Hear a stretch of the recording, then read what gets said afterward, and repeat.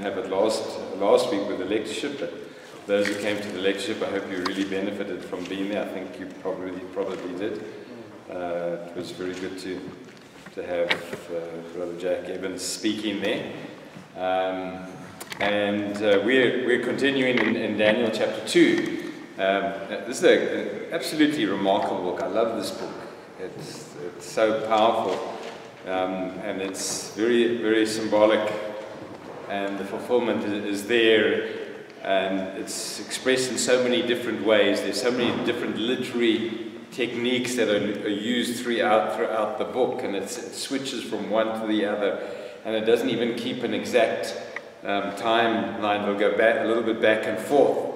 And it changes languages as well, and that's what it's doing from chapter 2 until chapter 7, is it actually changes from Hebrew to Chaldee or Aramaic, if you like.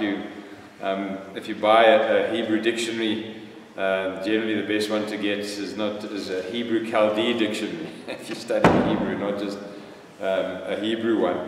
And so Aramaic is part of that's what this chapter is written in, and right through to chapter 7 as well. So you've got this tremendous literary variety in the way that it's presented, and difference in language where it's presented, and it goes back and forth. And yet, in spite of all this is a book that really uses time in a very powerful way, because it's talking about events that have to occur within a specific time period. And so the word I use for that is it's time constrained. That certain things have to happen within a particular time frame. That if you move beyond that time frame, then it doesn't really make any sense any longer. So it's very powerful, because what it's doing is it's predicting the coming of the kingdom, and the kingdom has to come within that particular time frame. Now, a lot of people, especially those who are premillennials, will tend to look at the fourth kingdom that we're going to be discussing very soon, and they completely lose it at that point, because they don't believe that the kingdom was established in the first century on the day of Pentecost. And yet it's very clear, if you go through scripture, that you've got this whole expression of the kingdom right up to Pentecost as being coming. The kingdom's at hand. The kingdom's coming.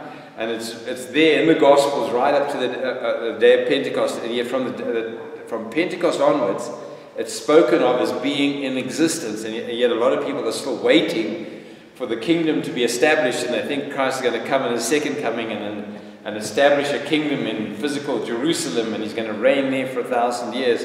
And that's all a total misunderstanding of what is being talked about in the whole of the Old Testament and the New Testament itself. And yet, if you look at Daniel, and you actually lose the value, most of the value of Daniel when you go that direction, because it's very time constrained. Things have to happen within this time frame. If they don't happen within this time frame, then the value of the prophecy disappears completely, and it's not really a prophecy at all. And so they talk about Rome, which is the fourth kingdom, which we'll be discussing soon, that somehow that the Christ will come when that Roman kingdom is reconstituted somehow. And I really can't see the Italians developing a world kingdom. I really can't see that. But maybe some people think that can happen. But it just doesn't make sense. The old Holy Roman Empire even, to get that reconstituted. It's just not going to happen. It's just not going to work. And so the prophecies don't work, and when people try to just dissolve this very tight time frame that we see in Daniel, throughout the whole of Daniel. And so let's pick it up in chapter 2 then, which is the second year of the reign of Nebuchadnezzar. And he had dreams, and his spirit was troubled, and his sleep left him. And let's begin with the time frame. Is that Nebuchadnezzar actually came across Daniel, and the association with Daniel and Nebuchadnezzar started in 605 BC, round about the time of one of the huge battles in history that dissolved the major empire of Assyria, the Battle of Carchemish. And that was also against Egypt. And Egypt was defeated, and Assyria was defeated. And at the same time, Nebuchadnezzar made an excursion to Jerusalem. And when he did that, he took a whole lot of their top people, they're very educated people, royals, talented people. In this case, some very young men who were obviously of royal birth, like Daniel and Shadrach, Meshach, and Abednego, or Hananiah, Mishael, and Azariah, if you want to use their Hebrew names. And he basically took them to Babylon, and that's when the story starts. He's got them in Babylon. They've been trained in Babylon, and Daniel in particular, we find in verse 20 of chapter 1, as for every matter of wisdom and understanding about which the king consulted them, he found them 10 times better than the magicians and the conjurers who were in his realm. So God empowered them. And it was recognized that they were Nebuchadnezzar had recognized they were much more powerful than his own wise men. And Daniel actually continued until the first year of Cyrus the king. So he continued right into another kingdom, the Medes and the Persians, which was the kingdom that succeeded and destroyed Babylon, destroyed and succeeded Babylon. And so we've got this dream that Nebuchadnezzar has. And the king gave orders to call in the magicians and the conjurers and the sorcerers and the Chaldeans to tell the king his dream. And of course the Chaldeans, and those are the original inhabitants of Babylon, and they're the Aramaic speakers. And the Chaldeans are obviously also a priestly class. They're a priestly class, so they're considered as priests and magicians and wise men. So it's all different types of wise men there, and they get called in before the king. The king said to them, I had a dream, and my spirit is anxious to understand the dream, naturally. The dream was very disturbing to him. Then the Chaldeans spoke to the king in Aramaic, which is the language that this is written in here as well, by the way. O king, live forever. And that was a term used for kings. The Persians really adopted that big time, but here the Babylonians were using it as well. Tell the dream to your servants, and we will declare the interpretation. Now that was the normal course of events. You wanted an interpretation for a dream, you tell your dream to one of these wise men, they give you the interpretation, normal course of events. Right? Except Nebuchadnezzar has other ideas in mind when it comes to this. And so the king replied to the Chaldeans, the command from me is firm. If you do not make known to me the dream and its interpretation, you'll be torn limb from limb, and your houses will be made a rubbish heap. So I don't know what got into Nebuchadnezzar. Yeah, maybe it was, I think perhaps it was God's intention. And maybe it had a little bit too much of their nonsense, and realized that they weren't as smart as they tried to present themselves to be. And so what he did, he says, no, I don't want you to just tell me the interpretation. I want you to tell me the dream as well. Now you can imagine how difficult, it puts him in a very difficult position. Because it's okay to fake things, right? You can fake an interpretation. But if somebody says to me, well, what did I dream about? There's no, you've got to actually have some supernatural intervention in order to know that. And that obviously didn't. Because there is only one God. And it was created all things. And that's the God Yahweh, who is the God of Daniel. And remember that this God, this Yahweh, the God of Daniel, would not have had very much respect in Babylon. Because after all, Babylon's the most powerful nation on earth, and they've just taken this bunch of people from Jerusalem, and as far as they're concerned, there was nothing this God Yahweh could have done to stop them. They're more powerful than this God Yahweh, and their God's more powerful. And yet, in Daniel, what you're getting is that this God Yahweh of the people of Judah, he's more powerful than their gods. And this is going to be an illustration of it. So in spite of the fact that he's allowed his people to be taken he's more powerful than their gods, and he's letting them know this. But more important than that, he's letting them know what is to come. He's letting them know what is going to be happening in the future. So, that's quite an ultimatum. Man, tell me the dream, and before you tell me the interpretation. Otherwise, I'm going to tear you limb from limb, rip you to pieces if you don't tell me. So that puts him. It's like you think maybe you got up on the wrong side of the bed. People do that sometimes, right? You get up in the morning, you're in a bad mood, and you take it on everybody around you. So that's Nebuchadnezzar, and he's quite serious about it. The dream has obviously disturbed him a great deal. So verse 6, if you declare the dream and its interpretation, you receive from me gifts and a reward and great honor. Therefore declare to me the dream and its interpretation. So that's the alternative. If you can tell me the dream, you get a big reward. They answered a second time and said, let the king tell the dream to his servants and we will declare its interpretation. So it's like, no, this is not the way it works, great king. You tell us the dream first. The king replied, I know for certain that you are bargaining for time, so much as you've seen that the command from me is firm. In other words, what he's saying, this is not open to negotiation. Not open to negotiation. That if you do not make the dream known to me, there's only one decree for you. You will have agreed together to speak lying and corrupt words before me until the situation has changed. And therefore tell me the dream, that I may know that you can declare to me its interpretation. And that makes absolute sense, doesn't it? Because what they say, we have the supernatural power to tell you the interpretation of the dream. And he's saying to them, and it's quite a fair, there's complete logic in this, isn't there? If you've got the power to actually give me an interpretation for the dream, then you should also have the power to tell me the dream itself. Otherwise, you're just conning me. And how can I trust your interpretation? So just think about how that's some really good logic in that regard. So think about that even today with what people do and claim from God and so on, is that when you take it to the next level, you shift it to the next level, which is what he's done. It's not just about you getting up and saying it's an interpretation, but he's taking it to the next level.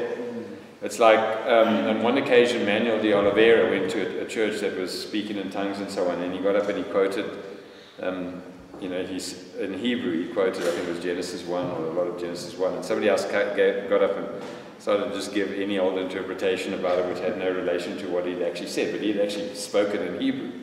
He got up and he spoke in Hebrew, he learned the Hebrew. He said, no, that's not what it says, I've just quoted Hebrew to you, and of course they were not very happy with him that he had exposed the fact that the interpreter was talking total rubbish. That what he had said was not total rubbish, he had actually quoted in Hebrew Genesis 1 or some other such chapter. Okay, so that's the situation. When you move it up to a higher level, where it goes beyond what human beings can do, then they've got to demonstrate, yes, they really have this power from God. Right? That's what was done by Jesus. That was done by the apostles. That's not what is done today. And so that's what Nebuchadnezzar is doing to them. Except he's telling them, you either do this or you're in big trouble, you're going to die. I know that you're just corrupt. It's just one big story. The Chaldeans, verse 10, answered the king and said, there's not a man on earth who could declare the matter for the king. And that's true as far as it goes. Nobody can do this. Insomuch as no great king or ruler has ever asked anything of this of any magician, conjurer, or Chaldean. So good for Nebuchadnezzar for doing this. Moreover, the thing which the king demands is difficult, and there's no one else who could declare it to the king except gods, whose dwelling place is not with mortal men. So, because of this, the king became indignant and furious and gave orders to destroy all the wise men of Babylon. Not good enough, right? And so he says, you're all going to die. So the decree went forth that the wise men should be slain, and they looked for Daniel and his friends to kill them. So they come to Daniel, and Daniel replied with discretion and discernment to Arioch, the captain of the king's bodyguard, who had gone forth to slay the wise men of Babylon. And he said to Arioch, the king's commander, for what reason is the decree from the king so urgent? Then Arioch informed Daniel about the matter. So Daniel went in and requested of the king that he had given him time in order that he might declare the interpretation of the king. And that's quite interesting what Daniel does here. Because Daniel doesn't just rush forth and say, I'll give the interpretation. I'll give the dream and the interpretation. He actually says, give me some time, and then I will do this. Then Daniel went to his house and informed his friends, Hananiah, Mishael, and Azariah, about the matter, so that they might request compassion from the God of heaven concerning this mystery, so that Daniel and his friends would not be destroyed with the rest of the wise men of Babylon. That's a very interesting thing, and I'll just take a break, pause here just for a moment for us to consider this. And why do you think Daniel has done this and gone this route? That he asks for time, and then he gets his friends together, and then they request that God actually help them with regard to this mystery, so that they won't be destroyed with the wise men of Babylon. What does that actually tell you? What is going on here? Right? Because this is another thing that's very important. The first thing that's very important is taking people's claims to represent God to a higher level. If they say they represent God on their own and they can do these things and they can tell the future and so on. And of course we know that if people claim to tell the future and they get it wrong at any time, that they're a false prophet. And that's the Old Testament definition of a false prophet. Although what we have today is that a lot of false prophets, people somebody will say a whole bunch of things, and maybe 1 out of 10 things will come true, and his followers will grab onto that one thing and forget about the 10, the other 9. So it's like we say, what about the 9? Okay, the other 9. Taken it to another level. But Daniel is doing something quite different here. And why do you think? Number one, he says, I want time. And then he goes and he prays. Okay. Yes. I think for me, it's a statement of faith. Yes. I mean, to go to the king and say, give me time, this will be done. Yes. It's not doubting, it's not an expression of doubt on his part, but he knows. Yes. And he knows that it's not from him. Yes. I think that is very important. Yeah, that's the big point. That's a big one, Yes. which distinguishes him from these other guys. Yes. Who are the so-called wise men. Yes. He's clearly showing the king that it's not coming from me, you know. Yeah, he's setting the stage for that very strong idea, right? That's a very strong idea, you know. But for him to just tell the king, because here it's between life and death. Yes. He was also going to be killed. Yes. And for him to say to the king, give me some time, Yes. I'm coming back with the answer. Yes. For me it's faith, because he knew. I think for me, he knew God is going to, it's only God Yes. who can do what is required from the king. You know, for me, I see a statement of faith, and perhaps for me, it's that idea of, you know, a child going, you know, to pray to God for rain, and they carry an umbrella. You know, for me, I see that. You know, he's saying, I know my God will do it. For me, I don't see any doubt, but he also understands that it can only be done by God, but under his sovereign will. Under sovereign will. And he also includes, he doesn't just do it on his own, he also includes his brothers, if you like. His brothers in the Lord. He includes them in prayer. So he obviously doesn't know about what's going on, then he hears about it, so he obviously doesn't know the dream at that point. And then it's like, all right, then there's a preparation time here. And what is the preparation time? The preparation time is to pray about it.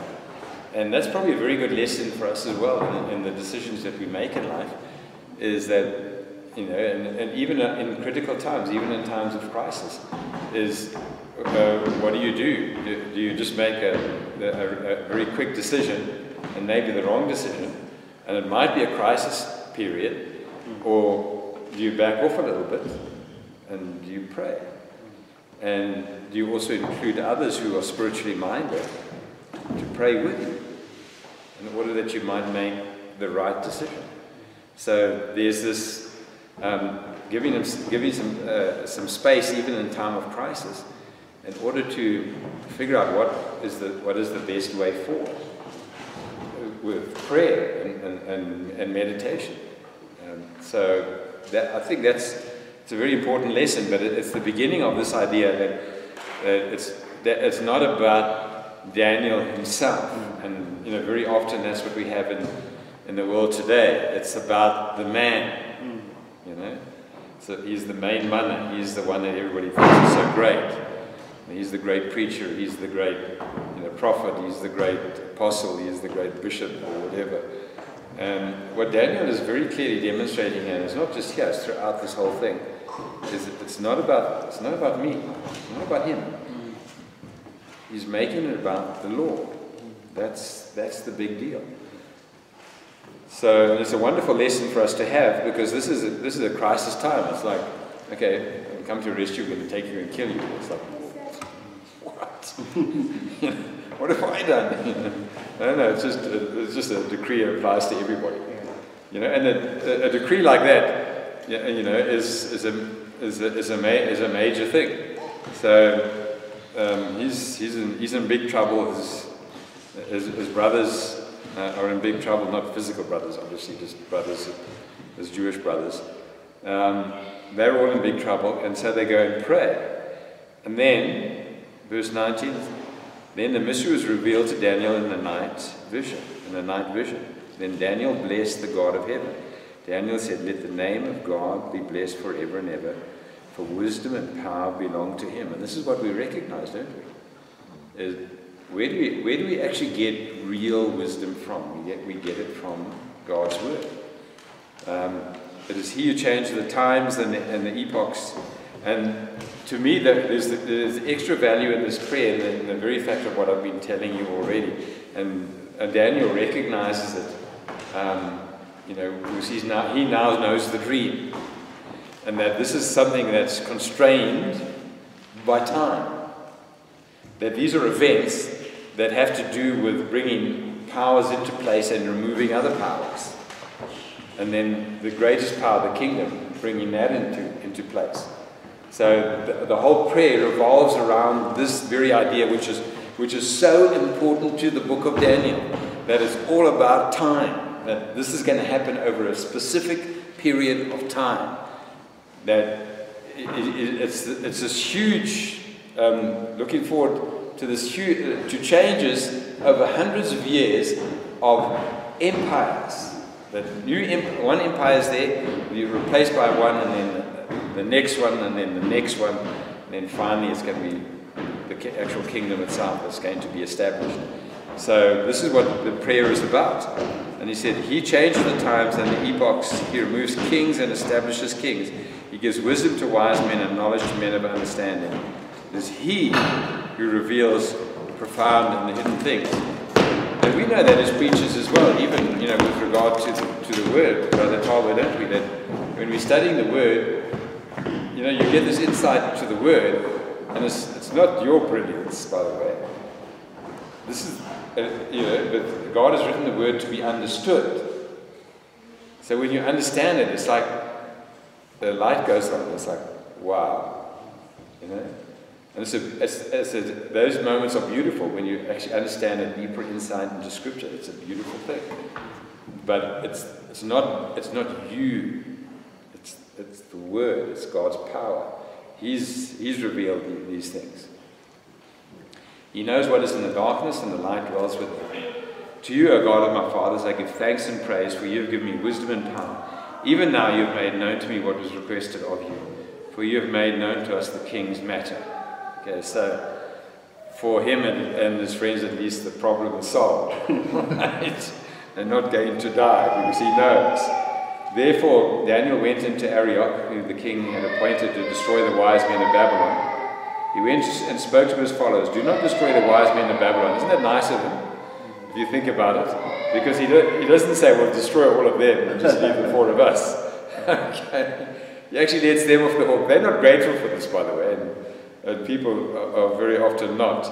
You'll see it later on in Daniel. They're not grateful for this at all. Do not destroy the wise men in Babylon. Take me into the king's presence, and I'll declare to you the interpretation, and I'll declare the interpretation to the king. Then Arioch hurriedly, notice that, hurriedly, brought Daniel into the king's presence and spoke to him as follows and follow. So, this is it's a critical moment. Probably Arioch didn't want to kill all the wise men anyway, but he also knows that the king is highly agitated by this dream and very troubled by this dream. And so he goes into the king's presence and he says, I found a man from among the exiles from Judah who can make the interpretation known to the king. It's like, let your breath out, You've been holding your breath too long. The king said to Daniel, whose name was Belshazzar, are you able to make known, this is of course his Aramaic name, his Chaldean name, are you able to make known to me the dream which I've seen and its interpretation?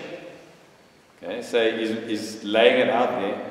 Not just the interpretation, the dream too. Okay, I'm just making this clear now. Daniel answered before the king, as for the mystery about which the king has inquired, neither wise men, nor conjurers, magicians, nor diviners are able to declare it to the king. However, it's not about Daniel either. There is a God in heaven who reveals mysteries, and he has made known to King Nebuchadnezzar what will take place in the latter days. This was your dream, and the visions in your mind while on your bed. And in the Old Testament, the term latter days is not used in the sense of the end of the world, but it's used with regard to messianic times. And so already that gives you a clue as to what's going to be spoken about from this point. As for you, O king, verse 29, while on your bed your thoughts turn to what would take place in the future, and he who reveals mysteries has made known to you what will take place. But as for me, this mystery has not been revealed to me, for any wisdom residing in me more than any other living man. So this is not about me. And he's making it very clear, right? And before the most powerful man in the whole world, because that's who he's dealing with. And somebody who's got his life in his hands, he could just kill him just like that and face no consequence for it. They're not going to impeach him, He's got all the power, every single thing that he can do, whatever he wants. And so he's saying to him, it's not about me, it's about this God who can reveal these things. For the wisdom residing in you more than any other living man, but for the purpose of making the interpretation known to the king, and that you may understand the thoughts of your mind. So he says, you, O king, were looking, and behold, there was the single great statue. And that statue, which was large and of extraordinary splendor, was standing in front of you, and its appearance was awesome. The head of that statue was made of fine gold, its breast and its arms of silver, its belly and its thighs of bronze, the legs of iron, and the feet partly of iron and partly of clay. You continued looking until the stone was cut out without hands, and it struck the statue on its feet of iron and clay and crushed it. Then the iron, the clay, the bronze, the silver, and the gold were crushed, and all at the same time became like chaff from the summer threshing floors, and the wind carried them away, so that not a trace of them was found. But the stone that struck the statue became a great mountain that filled the whole earth. Okay, so that's the dream that he had. And just a couple of cursory comments on that is quite interesting, is that when it comes to weight and balance, you've got it the opposite way around, because gold is heavier than silver, and silver is heavier than bronze, and bronze is heavier than iron, of course, than iron and clay. So it's almost like an unbalanced statue. But this great statue, but the value is also the heaviest is the most valuable, the gold, and then the silver, and then the bronze and iron. So even from a standpoint of value, you've got it inverted, weight and value. And so a stone is going to strike the statue and fill the whole earth. Let me just get mine. So I keep track of times and everything that I've got. So I took this off, but my timekeeper, which is my cell phone is no longer with me, so I'll just make sure I keep track of time. All right.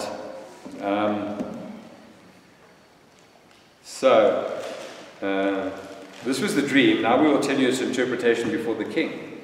You are king of the King of Kings, to whom God, the God of heaven, has given the kingdom, the power, the strength, and the glory. And wherever the sons of men dwell, or the beasts of the field, or the birds of the sky, has given them into your hand, and has caused you to rule over them, or you are the head of God. Okay, so that's the first kingdom, no doubt. Babylon is the first kingdom. It's the head of God. When you look at the statute, it's talking about different kingdoms. And the first kingdom is the Babylonian kingdom. And he talks about it as, in verse 39, and after you there will rise another kingdom inferior to you. So people think, well, in what way was Babylon superior to the other kingdoms? Because it certainly wasn't superior in size, although, and it wasn't even superior in length, because when you talk about the kingdom there, actually, at the height of its power, Babylon only ruled for about 70 years. So that's not very long at all, is it? And yet, the power was concentrated in one man. So in that respect, it's superior to all the other ones. Because it's the only kingdom where all the power was concentrated in just one person, in Nebuchadnezzar. And it was quite remarkable, the extent of his conquest and how quickly he conquered pretty much the whole of the known world, that whole area, and for the first time, conquered Egypt as well. So quite remarkable accomplishments by Nebuchadnezzar to have been able to do that. And so he is the first kingdom. And so the next one he says, the next kingdom, another kingdom inferior to you. So what is the kingdom that followed after the kingdom of Babylon? What kingdom was that? Yeah, the Medes and the Persians. Okay, and it was an alliance because you have the you call it the Medes and the Persians. The Persians, of course, is modern day Iranians. They're the Persians, and the Medes are to the east of them. And so you essentially had an alliance here between the Medes and the Persians. They combined to form this great power, which ruled for a couple of 100 years, not that long even. It was just a couple of 100 years that they actually ruled, much longer than Babylon, but still not that great as far as the power is concerned. Sorry? I think it's 208 years. Yeah, something like that. Yeah, we're pretty good for remembering the exact number. I couldn't remember the exact number. Then you got Greece, and Greece, I think it was less than 300 years. I don't know if you've got an exact figure for that number. Greece was 500 years. No, Greece wasn't 500. Rome was 500 years. Oh, Rome, yeah. Okay, Rome ruled for about 500 years. I think about 300 years, maybe a little bit less than 300 years was the time that Greece actually ruled. And so and then it talks about, of course, the bronze. The bronze one would then be, because in order of empires, kingdoms that ruled, there are specific empires that ruled one after another from the time of Babylon. Specific. This is very specific. Okay. So here he's saying it at a time around about 600 BC, maybe a little bit later than that, but let's just put 600 BC. Maybe it was 580 or whatever. Who knows? But let's just put 600. Okay. He's saying, okay, you're the first one. What is the very next kingdom that comes into place? The very next kingdom is the Medes and the Persians. Then which kingdom replaces the Medes and the Persians? In order. Greece. Okay. Greece replaces the Medes and the Persians as the third kingdom. And then which kingdom replaces the Medes and the Persians as the fourth kingdom? Rome. Okay. And it's not like this is open for debate. Okay. This is actually what happened. Historically, we know this, that those four kingdoms existed. And what he's saying is that this kingdom that's never going to end, a stone he says, In the days of those kings. yeah, that this kingdom is going to fill the whole earth. The stone that struck the statue became a great mountain and filled the whole earth. That's actually talking about the Messiah coming and establishing his kingdom. That's the kingdom. That's the kingdom that's going to destroy all of these other ones and fill the whole earth. Right? That's the one. Okay. So when does it happen? When does it have to happen? In the days of those kings. In the days of Rome. It actually has to happen in the days of Rome. Right? So, because all four of those kingdoms are going to exist, and then this kingdom that's going to fill the whole earth is going to come into existence and just destroy all the rest of the other kingdoms.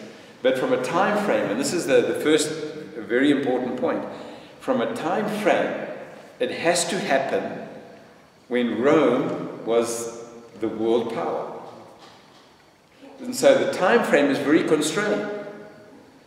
So this kingdom had to be established in the days of Rome, which of course is what we see in the New Testament, is that kingdom is established, and we are, as Colossians 1:13 says to us, we've been transferred from the dominion of darkness into the kingdom of his beloved Son. We've been transferred. And Revelation chapter 1, is it 5 or 7, Martin? Where he talks, he's made us a kingdom and priests. You know, so, but you've got all of this talk about the kingdom being in existence. All right? In the New Testament. When is the kingdom established? It's actually established on the day of Pentecost, with the coming of the Holy Spirit, the prophecy of John. Okay? So the time frame that's why the time frame is vital. You can't get around it. And people who are premillennial, who believe that the kingdom is still going to be established and it's going to come down on earth and that, they totally mess this up, because they rob this of all of its power, all this prophecy of all of its power, because they're trying to think, how can this fourth kingdom still kind of be in existence? How can it still be in existence? Because Rome only was around for 500 years, and then of course you had the Holy Roman Empire, but you don't even have that anymore. You don't have a Holy Roman Empire anymore. You don't have any Rome as a world power anymore. Sorry if anybody, fortunately there's nobody here of Italian descent, so I'm not offending anybody.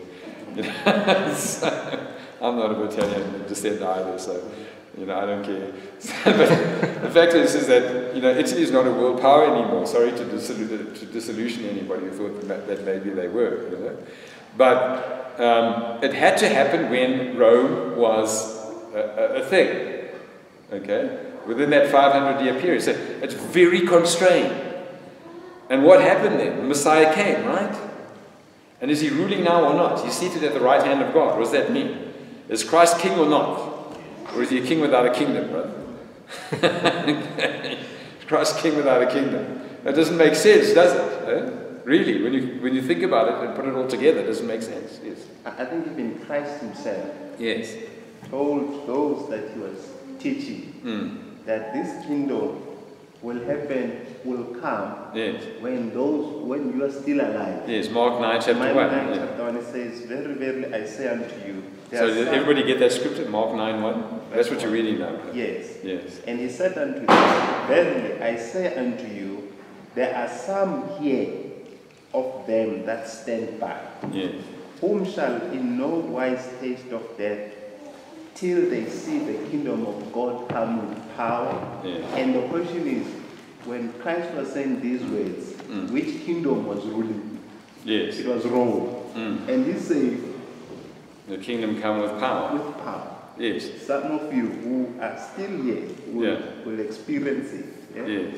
And so you see the kingdom coming in power in Acts 2. Yeah, and it definitely comes with power.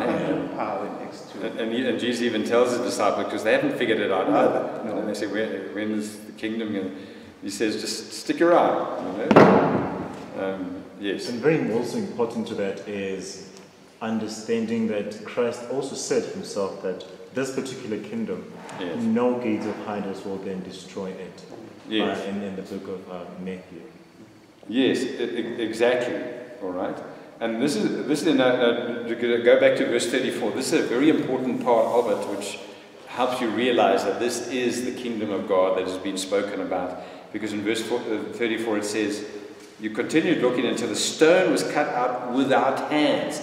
It's not made by human endeavor. In other words, human beings don't create this kingdom.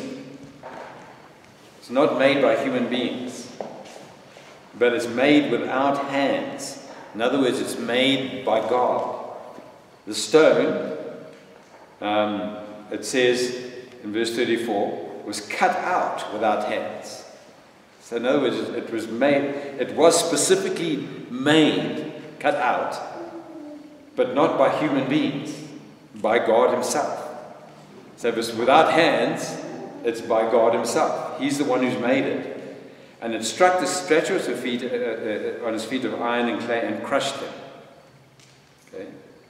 So, in other words, all these kingdoms are gone and replaced by this one kingdom that's made by God, that replaces all of these kingdoms and any kingdom to come to as well.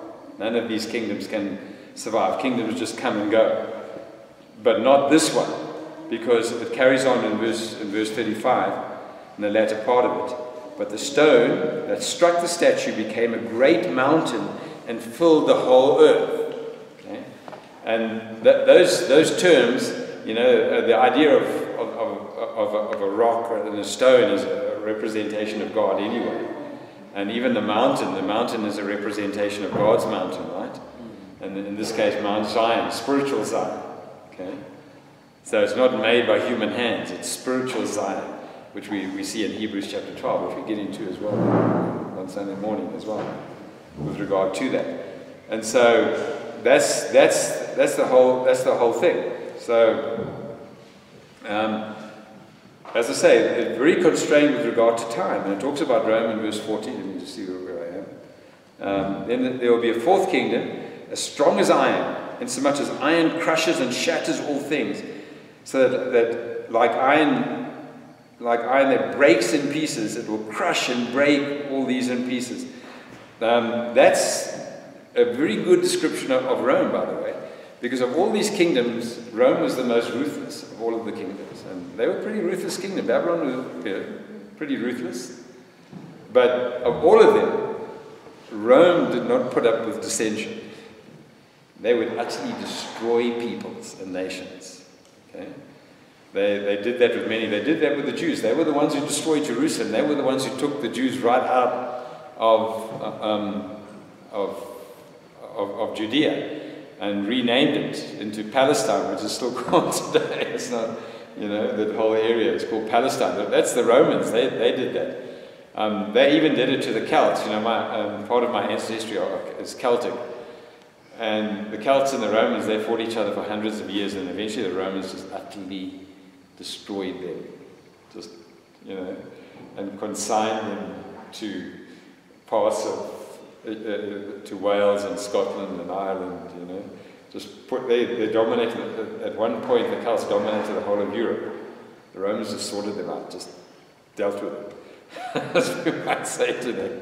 They're completely ruthless, They'd send one army to fight, and then they send another army out to, kill all, and enslave the women and children, kill, pillage, destroy.